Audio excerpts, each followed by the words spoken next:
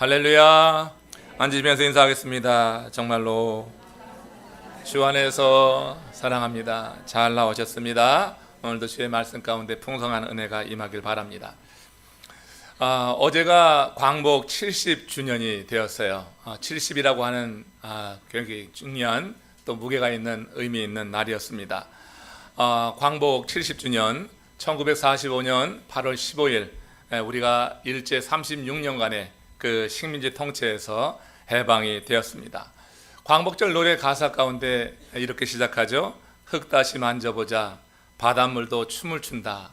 광복된 조국에서 맞이하는 그런 흙과 바다 모두 새롭게 느껴졌습니다. 아무 가치 없게 생각하는 흙까지 귀하게 느껴질 만큼 조국의 해방은 너무나 특별한 사건이었던 것입니다. 그런데 여러분, 이 기쁨을 온 국민이 느낀 것은 잠시뿐이었다고 하는 거예요. 1945년 12월 17일 모스크바에서 미국, 영국, 소련 3국의 외무장관 회의가 있었습니다. 그 후 발표된 모스크바 협정에 따라서 우리나라는 미국과 소련의 신탁 통치를 받게 되는 거죠. 이 신탁 통치에 대해서 반탁, 찬탁이 나뉘어지게 되면서 좌익, 우익으로 나뉘어집니다. 사상적으로 대립되었고 공산주의를 추종하는 좌익, 민주주의를 추종하는 우익의 사상적 대립이 결국 6.25라고 하는 민족 상잔을 초래하게 되면서 우리나라가 두둥강나고 말았습니다. 그렇기 때문에 어제 이 광복 40주년, 해방 70주년을 맞이하면서 뜻깊은 행사들을 많이 하고 자축했지만 정말 진정한 해방은 아직 이르지 않은 것이라 이렇게 말할 수가 있을 것입니다. 저는 여기에서 하나님의 뜻을 생각해 보았어요. 왜 하나님은 우리 민족의 완전한 해방을 미루어 놓고 계신 것인가, 이런 생각을 혼자 해봤습니다. 그러면서 이스라엘이 70년간 바벨론 포로 생활을 한 그 근원적 원인에서 한번 그 이유를 찾아보았어요. 예레미야는 이 이스라엘 백성들이 바벨론의 포로로 끌려가야 될 것을 예언하면서 그 원인에 대해서 이렇게 밝힌 적이 있습니다. 예레미야서 2장 13절 말씀이에요. 같이 한번 읽겠습니다. 내 백성이 두 가지 악을 행하였나니 곧 그들이 생수의 근원되는 나를 버린 것과 스스로 웅덩이를 판 것인데 그것은 그 물을 가두지 못할 터진 웅덩이니라. 자, 예레미야가 말하고 있는 그 두 가지 악이 뭡니까?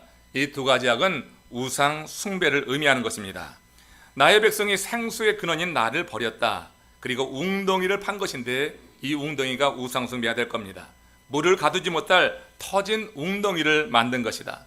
그래서 이 예레미야는 이스라엘의 그 70년 바벨론 포로 생활의 근원적 원인이 이처럼 우상 숭배라고 하는 것을 밝히고 있는 거예요. 그런데 여러분, 1930년대에 우리나라에서 이런 일이 있었던 것이에요. 다시 해방이 되기 7년 전에 있었던 일인데, 일본이 조선에 대한 지배체제를 강화하기 위해서 일본어 사용, 창씨 개명 등을 강요하게 되었습니다. 또한 한국 기독교에 대해서 탄압을 강화했죠. 대표적인 것이 신사 참배라고 하는 것입니다. 신사는 일본인의 조상신, 곧 국조신, 무사신을 모시는 그런 사당이 되는데, 천황 숭배가 본격화되면서 이 신사 참배는 천황을 신으로 섬기는 우상 숭배가 되고 만 것입니다. 이 조선의 교회가 저항을 크게 해봤습니다. 그렇지만 역부족이었어요. 그래서 여러 교단이 신사 참배에 동참하게 됩니다. 그러다가 1938년 9월 9일 평양의 서문박교회라고 있는데, 여기에서 제27차 조선 예수교 장로교 총회가 일어나게 됐습니다. 이 총회에서 신사 참배가 최종 가결되게 되었어요. 그러면서 모든 교회가, 조선에 있는 모든 교회가 교단 교파를 떠나서 신사 참배에 참여하게 되면서 우상을 숭배하게 된 것입니다. 그 후 7년간 우리 땅에서 이 신사 참배를 통한 우상 숭배는 공공하게 이루어지다가 해방을 맞이하게 된 것입니다. 그러니 해방을 맞이했을 때 이 땅의 지도자들이 뜻을 모아 나서지 못한 것은 당연한 일이 되었을 것입니다. 오히려 교단 교파별로 서로 정죄하기에 바빴습니다. 그러면서 혼란만 가중시키고 말았어요. 그 틈을 따서 좌익과 우익 사상이 파고들었는데, 이 좌익, 우익 이 사상이 파고든 것이 어둠의 영의 역사라고 그렇게 생각할 수 있을 것입니다. 그러면서 민족을 둘로 나누는데 지도자들은 속수무책일 뿐이었어요. 민족의 혼란기에 영적 지도자들의 그 역할이 얼마나 중요한가 하는 사실을 우리는 역사를 통하여서 배울 수가 있는 겁니다. 함께 오늘 성경의 말씀을 통하여서 우리와 다른 그런 선택을 했던, 그야말로 신실한 선택을 했던 이스라엘의 지파 지도자들의 모습을 통하여서 우리가 오늘 하나님이 이 시대에 우리에게 주시는 말씀, 정말 지도자로 세우고 하나님 나라의 일꾼으로 세운 하나님의 사람들에게 하나님 보기 원하시는 그 모습을 말씀 속에서 찾아보기를 원합니다. 오늘 본문의 말씀은요, 가나안 정복의 영웅 여호수아가 죽는 장면에서 시작이 됩니다. 최고 지도자의 죽음, 그것은 공동체 안팎으로 위기를 초래할 수 있는 중대한 사안이 될 것이에요. 안으로는 지도력의 공백으로 인해서 혼란이 일어날 수가 있고, 밖으로는 외침의 위협으로 노출되면서 어려움을 겪을 수가 있는 거예요. 그래서 많이들 감추죠. 근데 이스라엘 역사를 보면은 지도자가 죽을 때 감추지 않고 오히려 드러내고 같이 고글하고 애곡하면서 그 사실을 알리는 것을 볼 수가 있어요. 이스라엘 역사 속에서 지도자는 사라져도 하나님의 역사는 계속된다고 하는 것을 보여주는 것입니다. 한 예로 위대한 영도자 모세를 보십시오. 모세가 죽었을 때 이스라엘은 광야에서 다 죽는 줄 알았을 것입니다. 그러나 그렇게 되질 않았죠. 하나님께서는 여호수아를 부르셔서 대권을 이어나가게 하셨어요. 그리고 그 여호수아, 두려워하는 여호수아에게 친히 두려워하지 말라고 말씀하시면서 그를 격려하시고 그 이후에 사명을 맡기신 것, 여호수아서 1장 2절에 이렇게 기록이 됩니다. 같이 읽어봅니다. 내 종 모세가 죽었으니 이제 너는 이 모든 백성과 더불어 일어나 이 요단을 건너 내가 그들 곧 이스라엘 자손에게 주는 그 땅으로 가라. 민족의 영웅 모세가 죽으면 이스라엘이 4분 5열되어 망할 것 같았지만 그렇게 되지 않았어요.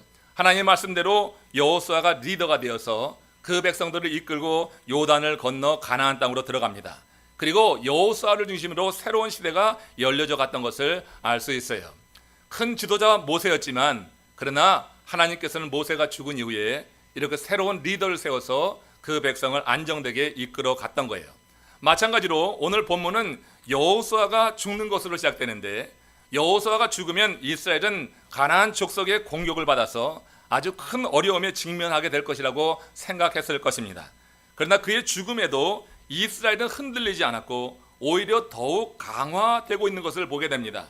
본문은 이스라엘이 민족적 위기를 넘기고 가나안 정복을 이룰 수 있는 그 비결을 이 말씀 가운데 우리에게 알려주고 있어요. 사사기 1장 1절 오늘 본문의 말씀인데 대단히 중요한 의미가 담겨 있습니다. 같이 읽겠습니다. 여호수아가 죽은 후에 이스라엘 자손이 여호와께 여쭈어 이르되. 자, 여호수아가 죽었다. 성경에서 이런 누가 죽은 후에 뭐 그 후에라고 하는 그 때를 가리키는 이 용어는요 대단한 의미가 있는 거예요. 그런데 일반적인 시간의 흐름을 말하는 게 아니라 카이로스라고 해서 하나님의 역사가 임하는 그한 때를 말하는 것입니다. 그러니까 여호수아가 죽었다고 하는 것, 이스라엘 백성에게 아주 큰 위기가 초래될 수 있는, 혼란이 임할 수 있는 그와 같은 상황이라고 하는 것을 우리가 염두에 두고 이 본문을 읽게 됩니다.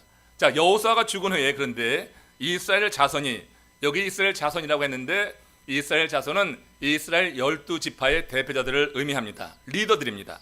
이스라엘 자손이 여호와께 여쭈어 이르렀다. 자, 여호수아가 죽은 후에 그 백성의 리더들이 가장 먼저 한 것이 무엇입니까? 이 리더들이 가장 먼저 한 것은 그들이 함께 모였다고 하는 것입니다. 함께 모여서 뭐 하려고요? 이 지도자들이 모여서 긴급회의를 열어서 난국을 극복할 방안을 나누려고 모인 겁니까? 함께 모인 이유가 뭐냐면 기도의 자리로 나가기 위해서 모였다고 하는 것입니다. 이들이 여러분 모여서 할 일이 많았을 것입니다. 여호수아가 죽은 이후에 성경에는 기록되어 있지 않지만 여러 가지 일이 있었을 거예요. 그렇지만 성경 기자는 여호수아가 죽은 이후에 이스라엘의 지파 지도자들이 가장 먼저 힘써서 한 일이 무엇이냐, 이것을 지금 강조하고 있는 거예요. 그 지도자들이 가장 힘써서 강조하고 애썼던 것은 함께 모이는 것인데, 같이 모여서 긴급회의를 열려고 하는 것이 아니라 그들의 의견을 나누고 생각을 나누려고 모인 것이 아니라 하나님께 여쭈어 보기 위해서, 하나님께 묻기 위해서, 기도의 자리로 나가기 위해서 그들이 모였다고 하는 이 사실을 강조하고 있는 거예요. 여호수아가 죽는 것은 아주 큰 위기가 도래할 수 있는, 혼란과 어려움 가운데 빠질 수 있는 상황이었는데, 이와 같은 때에 그들이 함께 모여서 하나님 앞에 나갔다고 하는 것이 대단한 의미가 있는 거예요. 여러분, 세상 나라 사람들은 일반적으로 위기를 당하면 함께 모여서 난국 극복에 대해서 방안을 논의할 될 것입니다. 그러나 이스라엘 지도자들은 함께 모여서 인간적인 대책을 논의하기보다 하나님께 나가서 이런 상황 속에서 무엇을 해야 할지 그것을 물었다고 하는 거예요. 오늘 이 시대를 살아가는 우리들이 인생의 각자의 삶 속에서 개인적인 삶 가운데도 위기가 찾아들 수 있고 어려움 시험 가운데 놓일 때가 있습니다. 그럴 때 과연 우리는 어떤 방안을 택하고 있는가, 어떤 선택을 하고 있는가를 한번 생각해 봤으면 좋겠어요. 우리가 여러분 사람을 만나서 문제를 극복할 논의, 방안 우리 모색할 수 있습니다. 그러나 하나님의 사람들이 가장 먼저 해야 될 일은 인생의 위기, 여호수아가 죽는 것 같은 이런 난국 속에서 우리가 가장 먼저 해야 할 일은 하나님 앞에 서는 일인 줄로 믿음으로 받기를 주의 이름으로 축원합니다. 하나님 앞에 나가서 하나님께 묻는 것입니다. 다른 거 하지 않았습니다. 이렇게 됐는데 어떻게 할까? 이후의 일에 어떻게 할까? 염려하고 걱정하고 시간을 보내지 않고 여호와 하나님께 여쭈어 이루었다. 하나님은 이렇게 믿음을 선택한 이들에게 살 길을 제시해 주신 거예요. 하나님의 응답이 그 다음에 이르게 됐을 때 그들은 혼란을 접고 그 다음에 일사적으로 하나의 마음이 돼가지고 하나님의 귀한 사명을 이뤄나가는 것을 보게 됩니다. 지적으로 교만했던 한 철학자가 나룻배를 타고 강을 건너고 있었어요. 이 철학자는 뱃사공을 위아래로 훑어보더니 한마디 툭 던지는 겁니다. 자네 철학을 아는가? 뱃사공이 모른다고 하자 혀를 차며 말합니다. 한심한 사람이군. 자네는 인생의 3분의 1은 헛산 거야. 잠시 후 이 철학자가 또 사공을 무시하는 투로 묻는 거예요. 자네 그럼 문학은 좀 아는가? 뱃사공이 다시 모른다고 하자 다시 한심하던 듯이 말하는 거예요. 자네 인생의 3분의 1을 헛살았구만. 그 사이에 배가 강 한가운데 이르렀습니다. 갑자기 배에 물이 스며들면서 깔아앉기 시작했어요. 혼비백산하며 허둥대는 철학자에게 이번에는 뱃사공이 묻습니다. 선생님, 헤엄치는 법을 아십니까? 철학자가 급히 고개를 흔들면서 두려움에 사로잡혀 또 살려달라는 듯 사공을 바라보았습니다. 그때 뱃사공이 철학자에게 한 말이 뭡니까? 그렇다면 선생은 인생 전체를 헛산 것이 됩니다. 여러분, 깊은 물에 빠졌더라도 헤엄치는 법을 아는 사람은 살 수 있습니다. 어떤 철학도 문학도 물에 빠진 사람을 건져내지는 못하는 것입니다. 수영을 배운 사람만이 깊은 물에 빠졌을 때 거기서 살아날 수 있는 것입니다. 마찬가지로 성도들이 인생의 깊은 물에 빠지는 위기에 처할 때가 있습니다. 살면서 그런 순간 한두 번은 경험할 것입니다. 정말로 신실한 믿음의 삶을 사는 사람들 보면 과거의 삶 속에 그렇게 인생의 깊은 물에 빠져서 허우적대다가 혼자 살아날 수 없기에 그렇게 손을 내밀어서 하나님의 은혜 가운데 건짐을 받은 사람들이 다 있는 것입니다. 우리는 살면서 한두 번 인생의 깊은 물에 빠지는 위기에 처할 때가 있는데 그때 살 수 있는 하나의 길이 있어요. 그때 살 수 있는 길은 주님의 이름을 부르는 길인 줄로 믿습니다. 주님 살려주세요 하면 됩니다. 여기서 여러분 사람 만나서 어떻게 여기서 빠져나갈까 논의할 필요가 없어요. 깊은 물에 빠졌는데 거기서 논의할 시간이 어디 있습니까? 상의할 시간이 어디 있습니까? 깊은 물에 빠져서는 철학도 문학도 아무 소용이 없습니다. 세상의 지식은 아무 소용이 없습니다. 깊은 물에 빠졌을 때, 인생의 깊은 물에 빠졌을 때 우리가 할 일은 주님 이름 부르는 거예요. 그리고 살려달라고 애원하는 거예요. 하나님께 간구하는 거예요. 주님의 살아계심을 믿고 구하는 자에게 상 주시는 이심을 믿어서 정말 인생의 가장 깊은 물에 빠졌을 때 그때 주의 이름을 부르면 주님께서는 반드시 역사하시는 줄로 믿습니다. 여호수아가 죽어서 지금 이스라엘 공동체가 표류하고 있습니다. 큰 위기에 빠져서 어려움 가운데 잘못하면 망할 수도 있습니다. 그때 이스라엘 지파 지도자들이 잘한 일이 바로 이것입니다. 그들은 모였습니다. 모여서 세상적인 방안 모색하지 않았습니다. 그럴 필요 없습니다. 세상적인 방안 모색해야 인간적인 생각만 오고 가다가 더 골치가 아파지는 거예요.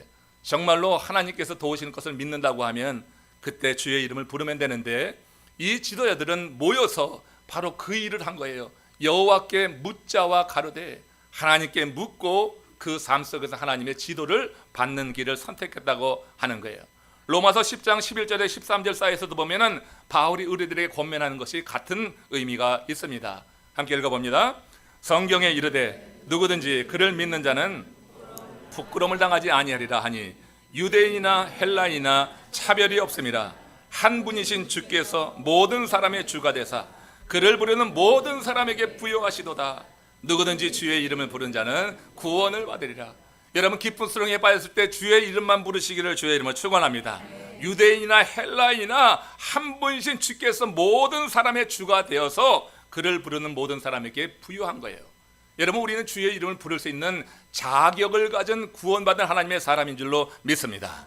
하나님께서 우리를 구원해 주셨단 말이에요. 믿음으로 구원받았습니다. 이제 우리는 주의 이름을 부를 수 있는 특권을 갖고 있는데 이 특권을 사용하지 않고 인생의 깊은 수렁에 빠질 때 자꾸 사람을 의지한단 말이에요. 제가 여러분 2년 동안 하도 많이 해서 여러분 너무나 자주 들었죠. 사람 의지하지 말라고 하는 거.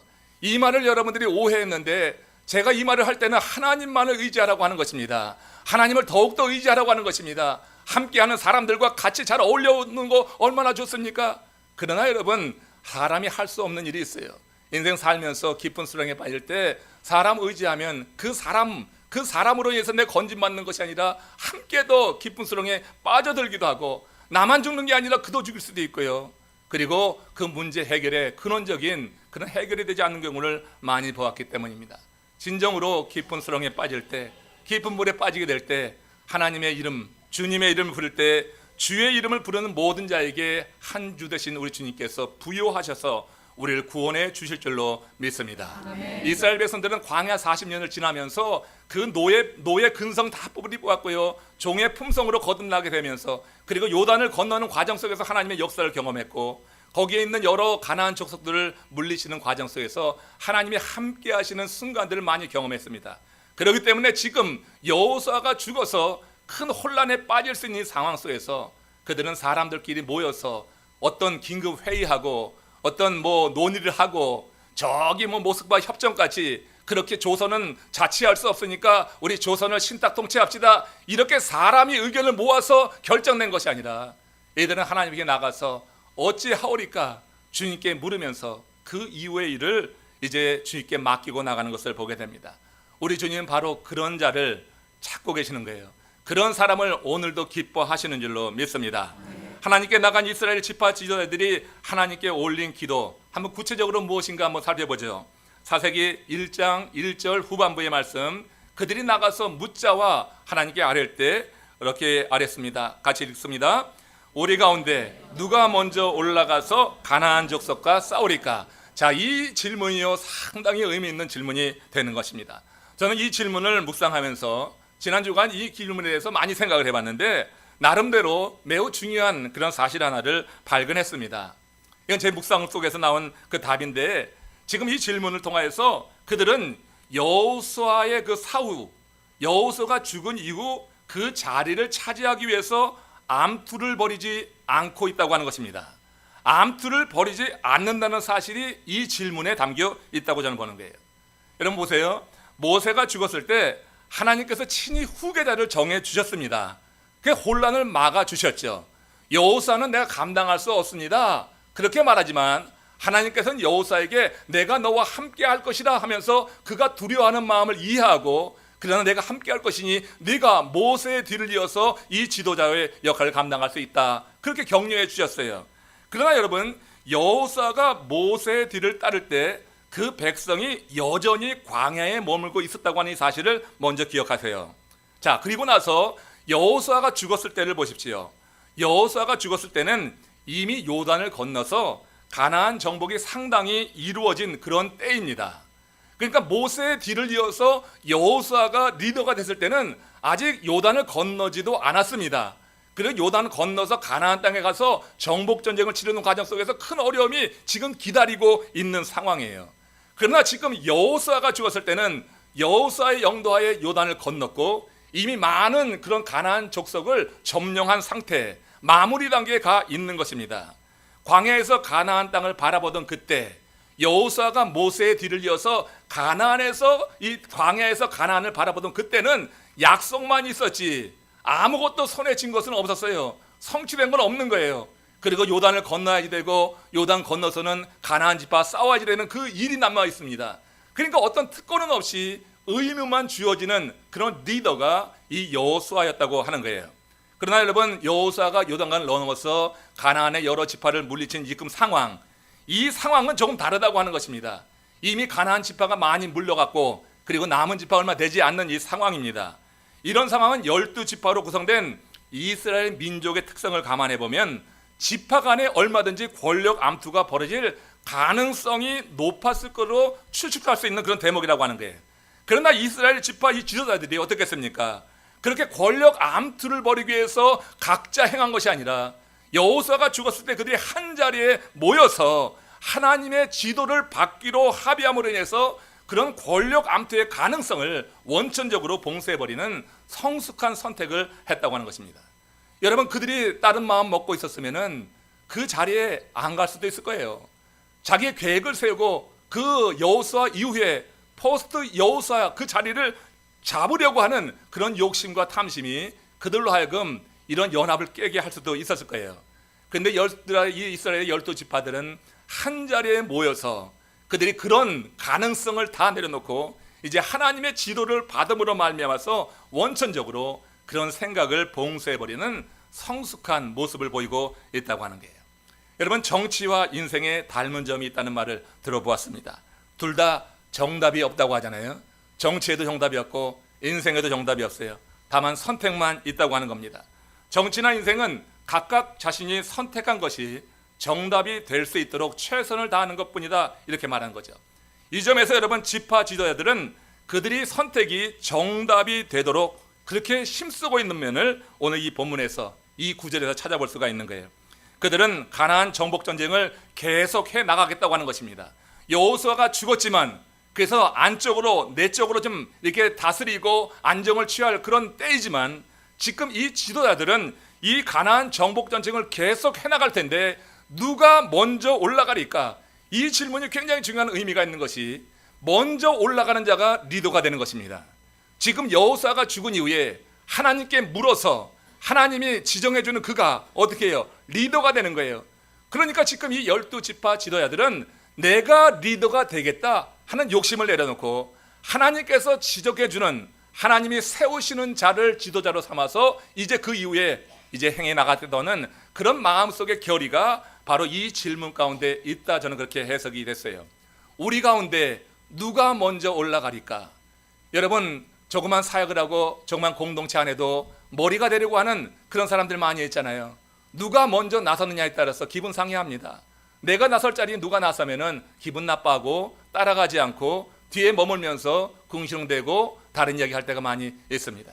여러분, 누가 먼저 올라가리까? 이 질문은요, 내가 올라가겠다고 하는 것이 아니라 하나님 당신이 지목해 주옵소서, 하나님 당신이 진영하는 대로 나가겠습니다는 그런 자기를 내려놓음 속에서 올려지는 질문이 되었다고 하는 거예요. 그들이 이 난국을 적극적으로 대처해 나가는 모습 또한 이 질문 가운데도 있는 거예요. 모여서 그들은 어떤 방안을 모색한 것이 아니라 주님께서 원하시는 가나안 정복, 이 정복 전쟁을 계속해 나가겠다고 하는 거예요. 여호수아가 죽었기에 이제 우리 안쪽으로 조금 내적으로 다스리고 안정을 기한 다음에 나가겠습니다, 이게 아닙니다. 여호수아는 죽었지만 하나님의 일은 계속돼 나가야 된다고 하는 거예요. 가나안 정복이 하나님의 뜻이었고 이 가나안 정복을 통하여서 적과 꿀이 흐르는 땅으로 하나님이 약속한 것이기 때문에 12지파의 지도자들이 이처럼 질문하면서 하나님의 뜻을 계속해 나가겠다고 하는 진취적인 그런 질문 속에서 하나님을 기쁘시게 했다고 하는 것입니다. 이것이 여러분 하나님의 뜻을 이루는 것이어서 그들의 선택이 정답이 되도록 그들 모두 최선을 다하고 있다고 하는 것을 이 질문 속에서 우린 배우게 되는 거예요.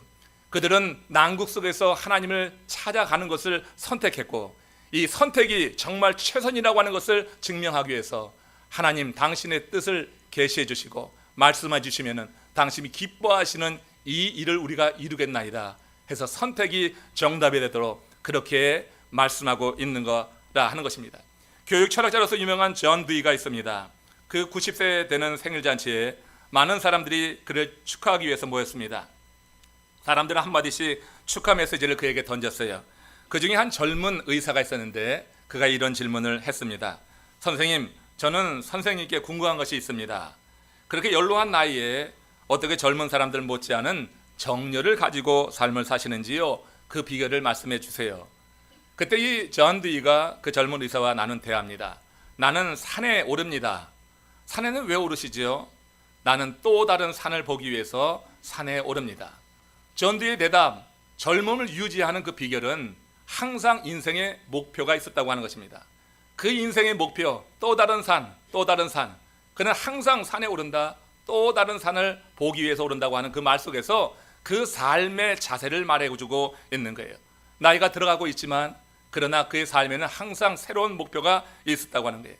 인생의 위기가 찾아들 때 사람들은 당장 직면한 문제를 해결하려고 새로운 일은 엄두를 내지 못합니다. 발등에 불을 끄는 게 급하죠. 그래서 새로운 일을 행하지 못하는 거예요. 우리가 여러분 공동체에 어려움이 올 때 당장의 문제를 해결하느라고 분주하고 그러다가 정말 하나님이 원하시는 기뻐하시는 새로운 일을 이루지 못한다고 하면 하나님이 기뻐하시겠어요? 하나님은 우리 교회가 이 중남미를 품고 선교하는 교회가 되는 줄로 믿고 또 원하시는 줄로 믿습니다. 우리 교회가 하나님의 백성들을 더 양육하고 하나님의 백성들이 모여서 살아있는 영감 있는 예배를 드리는 것을 더욱더 원하시는 줄로 믿습니다. 당면한 문제가 급하고 긴급하다 할지라도 새로운 일에 대한 꿈을 포기하면은 이미 하나님께서 기뻐하는 그런 공동체는 안 되고 그런 삶이 될 수 없다고 생각해요. 하나님은 시대가 어지러울 때 믿는 사람들이 시대를 보는 영적인 통찰력을 키워나가기를 원하십니다. 그 통찰력이 비전이 되는 것이고 이 비전을 가지고 적극적으로 도전할 때 하나님이 도우셔서 우리의 삶이 지금 포유하고 있는 그 비전을 이루어지게 하시는 이가 하나님이라고 하는 거예요. 다시 여러분 본문으로 들어가 보면은 당시 이스라엘 여호수아가 죽었을 그때 이스라엘은요 7년 그 가나안 정복 전쟁에서 31명의 왕을 굴복시켰습니다. 이것은 여호수아의 영도하에 이루어진 일이었어요. 31명의 왕이라고 하면 뭐 대단한 것 같지만 사실 여러분 팔레스틴 땅이 작습니다. 그러니까 이 지파 족속이에요. 작은 어떤 그런 추장과 같은 것이 될 수 있어요. 그러나 왕이라고 불렀습니다. 여하튼 31명의 왕을 굴복시켰어요. 그렇지만 가나안에는 여전히 정복되지 않은 땅이 있었습니다. 이스라엘 자손은 여호수아의 죽음으로 큰 위기에 직면했지만 그때 멈추지 않았습니다. 그때 뒤로 물러서지도 않았습니다. 오히려 적극적인 태도로 여호수아가 못다 이룬 이 정복 전쟁을 시행하려고 하나님께 물었던 거예요. 우리 가운데 누가 먼저 올라가서 저 가나안 족속과 싸우리까? 계속되어지는 이 흐름 가운데 그들이 멈추지 않고 뒤로 물러서지 않고 앞으로 가겠다고 하는 그런 분명한 의지를 표명하면서 하나님의 뜻을 묻고 있는 것입니다. 이것은 결국 여호수아의 죽음 이후 차례된 혼란을 긍정적으로 전환시키는 결과를 갖게 된 거예요. 내적인 혼란을 극복했습니다. 또한 하나님의 일도 성취하는 일거양득을 이루고 있는 거예요. 그야말로 이 질문을 통하여서 그들의 지도자가 한뜻이 되면서 이제 우리가 할 일은 가나안 적석과 싸우는 일이구나, 여기에 목적이 맞춰지게 되면서 내적인 모든 그런 혼란과 내적으로 일어날 수 있는 모든 갈등 이런 것을 다 극복시키면서도 하나님이 기뻐하시는 하나님의 일을 하는 그런 일거양득이 되었다고 하는 거예요. 기도하는 자에게 하나님께서 이런 비전을 허락해 주시는 줄 믿습니다.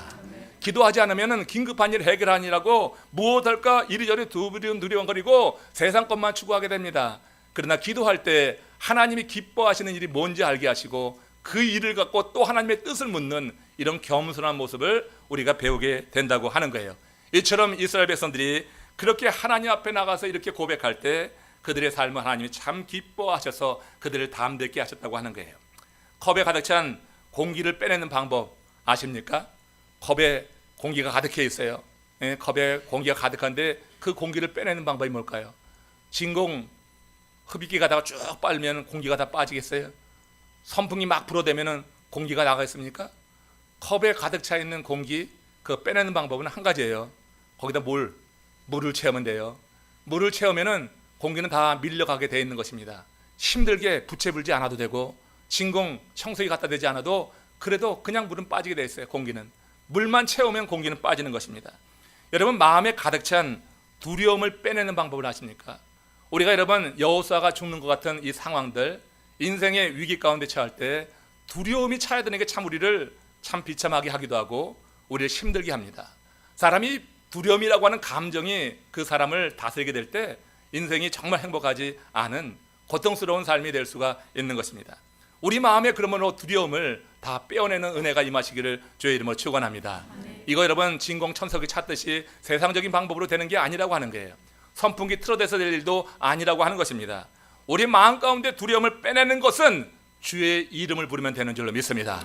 주의 이름을 부를 때 성령께서 역사하시는 거예요. 내가 주의 이름을 부를 때 성령이 충만하게 우리 가운데 내재하시고 역사하실 때 그 성령은 바로 생수가 되어서 말씀이 되어서 우리 삶에 있는 모든 두려움을 물리친다고 하는 거예요.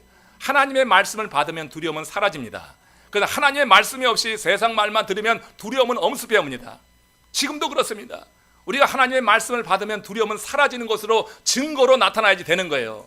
하나님의 말씀에 은혜 받으면 두려움은 사라져야지 되는 거예요. 말씀이 두려움을 그대로 두지 않습니다. 말씀이 우리 속에 두려움을 물리쳐내는 능력이 있다고 하는 거예요. 그러니까 하나님의 말씀을 받으면 두려움은 밀려가는 거예요. 우리 마음 가운데 여전히 두려움이 있다고 하는 것은 말씀이 우리 가운데 역사하지 않는다고 하는 하나의 증거일 수도 있습니다. 마음 가운데 있는 두려움, 하나님의 말씀을 더욱더 사모하면서 말씀이 다스리는 은혜 안에서 주의 이름을 부름으로 말미암아서 여러분 마음 가운데 있는 두려움이 사라질 수 있기를 주의 이름으로 축원합니다. 지금 여러분 보세요. 그 다음 구절 보면은 하나님께서 우리 중에 누가 먼저 올라가서 가나안 사람과 싸우리까, 이 요청에 대해서 하나님이 지금 말씀해 주시는 거예요. 사사기 1장 2절에서 이렇게 말씀했어요. 같이 읽습니다. 여호와께서 이르시되 유다가 올라갈지니라, 보라 내가 이 땅을 그의 손에 넘겨 주었노라 하시니라. 하나님의 말씀 응답이 왔어요. 지금까지 마음에 두려움도 있고 염려도 있고 여러 가지 생각이 있습니다. 그러나 그들이 하나님께 나가기로 선택을 했고 그 선택에 걸맞게 누가 먼저 올라가리까 하나님의 뜻을 물으면서 하나님께 문의했고 여기에 대해서 하나님께서 응답해 주시는 그 순간에 저는 생각합니다. 두려움은 다 사라진 것이다. 하나님께서 응답하셨습니다. 유다가 올라갈지니라. 여러분 12지파 가운데 어느 한 지파를 택해 세운다고 하는 것, 그 다른 지파의 시기도 가질 수 있지만 하나님께서 정하시면은 그러면 되는 거예요. 사람이 누가 앞서면은 11지파는 시기하고 질투하고 미워하게 될 것입니다. 그러나 이 지도자들이 다 나가서 하나님의 뜻에 순종하기로 마음을 묻고 그리고 여호와께 묻자왔기 때문에 하나님께서 유다가 올라갈지라 할 때 그 모든 질서가 다시 잡혀지면서 유다가 중심으로 해서 그 이후에 가나안 정복 전쟁이라든지 그 모든 것이 이루어져 나가게 하나님께서 정리를 하셨다고 하는 거예요. 남 앞에 선다고 하는 것은 신나는 일이기도 합니다. 그러나 여러분 신나는 일만 생각하면은 그 다음에 비난이 일고 뭐 책임을 추궁하고 여러 가지 중상하고 모략하고 하는 말을 들으면은 그 다음에는 여러분 힘들어서 못 삽니다. 사람이 앞에 나서는 건 신나는 일이기도 해요. 그렇지만 그만큼 책임도 따르는 일이라고 하는 것입니다. 위험을 감수할 준비가 되어 있지 않으면 앞에 나설 생각을 하지 마세요. 여러분 앞에 나서는 것은 좋아하는데 그런 말 듣기를 두려워하고 그렇게 여러분 있는 사람들 있습니까? 앞에 나서기만 원하지 그와 같은 책임을 지지 않으려고 한다고 하면 지도자로서의 자격은 없는 거예요. 여러분 뒤에서 궁청되는 건 누구나 할 수가 있습니다. 뭐라 말할 수 있는 것은 누구나 할 수가 있습니다. 그러나 여러분 앞에 나가서 책임지는 것은 누구나 할 수 있는 그런 일이 아니라고 하는 것을 기억해야지 될 것입니다. 하나님께서 유다가 올라갈지라 이 말 속에는 유다를 세우는 것도 있지만 유다에게 막중한 책임감을 부여하는 것이고 그가 위험을 감수할 그런 자질이 되기 때문에 하나님께서 12지파 가운데 한 지파를 세워서 그를 앞세워 나가게 하신 줄로 믿습니다. 남 앞에 서려고 하면 또한 긍정적인 마인드를 가지고 무장되어 있어야지 되는 거예요. 그 마인드가 없이는 우리가 리더가 될 수가 없죠. 리더가 되려고 하는 마음만 있고 이처럼 책임도 어떤 비난도 감수할 생각도 없고 긍정적인 마인드로 무장되어 있지 않아서 불평이나 쏟아낸다고 하면 절대 리더는 될 수가 없는 것입니다. 유다가 올라갈지라 명령하신 것을 보면 하나님께서 유다 지파를 여기에 합당한 자로 보신 거예요. 그는 긍정적인 마인드를 갖고 있었습니다. 홀로 영광을 받으려고 하지도 않았습니다.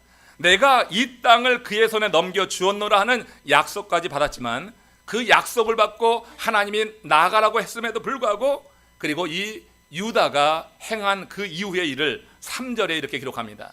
여기서 보면은 유다가 정말 큰 사람이구나 하는 것을 알게 됩니다. 같이 읽어봅니다. 유다가 그의 형제 시몬에게 이르되 내가 제비 뽑아 얻은 땅에 나와 함께 올라가서 가나안 족속과 싸우자.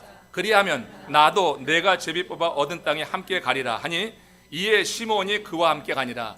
여러분 잘 생각해 보세요. 지금 유다가 가나안 족속과 싸우는 게 두려워서 더 많은 군대를 이끌고 간다고 했으면은 이거 하나님이 유다 먼저 올라가라 하지도 않았어요. 여러분 유다는 12지파 가운데 가장 강력한 군사력이 있었습니다. 막강했습니다. 여기다가 하나님의 약속까지 받은 그런 지파입니다. 그런데 시므온과 같이 올라가자고 했던 것은 시므온과 같이 연합해야지 저 족속을 이길 수 있기 때문이다, 이렇게 생각해서 시므온과 같이 가자고 했다면 하나님이 잘못 본 거죠. 하나님이 잘못 본 거죠. 그건 유다 홀로 올라가서 능히 가능한 일이에요. 유다에게 이 땅을 넘겨주었다고 하는 그 말씀을 믿었다고 하면 유다 혼자 얼마든지 올라가서 그 땅 정복할 수 있는 거예요. 그럼 왜 시므온을 같이 데리고 가려고 하는 것인가? 유다는 홀로 이 전쟁의 영웅이 되기를 원치 않았던 것 같습니다. 함께하는 그 지파, 다른 지파와 연합해서 하나님의 명령을 이루며 연합이라고 하는 것, 같이 한다고 하는 것, 이것을 지금 유다는 지금 추구하고 있다고 하는 거예요. 그것이 하나님이 기뻐하시는 일이라고 하는 그런 깨달음 가운데서 하나님의 명령에 따라서 유다 지파만 나가서도 하나님을 기쁘시게 할 수 있지만, 그러나 시므온과 함께 연합함으로 유다는 하나님의 마음을 더 헤아린 거예요. 200% 헤아렸는데 이것이 하나님이 기쁘게 여기셔서 유다가 그 전쟁에서 크게 승리하게 된 원인 가운데 하나라고 봅니다. 얼마든지 혼자 할 수 있지만 그러나 같이 가면서 영광을 같이 누리게 해라고 했던 그 유다의 마음을 오늘 우리 교회 지도자들이 우리 같이 배울 수 있기를 원합니다. 속회 지도자들, 사역장들, 각 기관의 장들 정말 함께 감으로 인해서 같이 영광을 누릴 수 있도록 그렇게 행한다고 하면 하나님이 정말 기뻐하시는 삶이 될 것입니다. 프랑스 루브르 박물관에 체크메이트라고 하는 그림이 있다고 합니다. 인간과 악마의 장기 대결을 그린 그림이라고 하는데, 이 체크메이트라고 하는 것은 장기에서 더 이상 빠져나갈 수 없는 마지막 상황을 말하죠. 우리말로 외통수라고 할 수 있습니다. 꼼짝없이 당할 수밖에 없는 난감한 상황을 의미합니다. 그러니까 이 그림은 악마가 둔 한 수가 인간에게 외통수가 되었다고 하는 표현이죠. 빠져나갈 수 없는 그 상황 속에서 고뇌하는 인간의 모습을 담고 있는 그림입니다. 한 장기 천재가 이 그림에 매료되어서 한참을 들여다보다가 그렇게 소리를 질렀대요. 길이 있다 하는 것입니다. 외통수인데 다 죽었다고 생각하는 외통수의 장기 천재는 거기서 길을 찾아냈습니다. 그는 악마의 회심의 일격을 날린 외통수에서 벗어날 수 있는 묘수를 찾아낸 거예요. 여러분, 우리도 살다 보면은 악마가 날린, 어둠의 영이 날리는, 사단이 그야말로 우리를 날리는 외통수로 인해 큰 고뇌에 빠질 때가 있습니다. 이래도 안 되고 저래도 안 되는 거예요. 이렇게 설명해도 안 되고 저렇게 설명해도 안 되는 거예요. 사방이 막혀있는 사면초가 이 상황에 놓일 때가 있어요. 꼼짝달싹 못하는 그 상황입니다. 사람들은 이럴 때 사방을 들여다봅니다. 동서남북 사방을 봅니다. 이럴 때는 하늘을 봐야 될 줄로 믿습니다. 막혀있을 때는 하늘을 보는 것입니다. 정말로 우리가 기쁜 수렁에 정말 외통수에 걸렸을 때는 사람으로 되지 않는 것입니다. 사람의 생각으로 풀려나갈 수가 없는 것입니다. 그런 상황에 놓일지라도 두려워하고만 있지 말아야 될 이유가 믿는 우리들에게 있는 거예요. 그럴 때일수록 더욱 여호와 하나님께 나가야 된다고 하는 것입니다. 그리고 그의 이름을 부르고 사정을 아뢰고 구하시기를 주의 이름으로 축원합니다. 여호사가 죽었을 때 바로 그 일을 한 것입니다. 정말로 큰일이구나, 어렵구나, 힘들구나 하는 그때 지금 이 이스라엘의 지파 지도자들은 그 일을 한 거예요. 사방을 둘러보지 않고 오직 하늘의 하나님을 바라보고 있다고 하는 것입니다.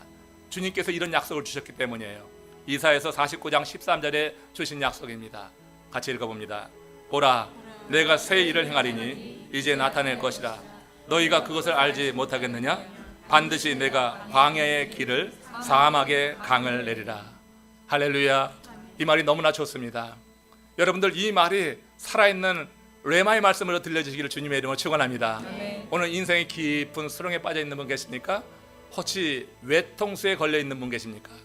외통수에 걸려 있어야 할지라도 이 말씀이 여러분 속에 살아있다고 하면 이 말씀으로 여러분 분명히 외통수에서 벗어날 수가 있는 것이라고 하는 것입니다.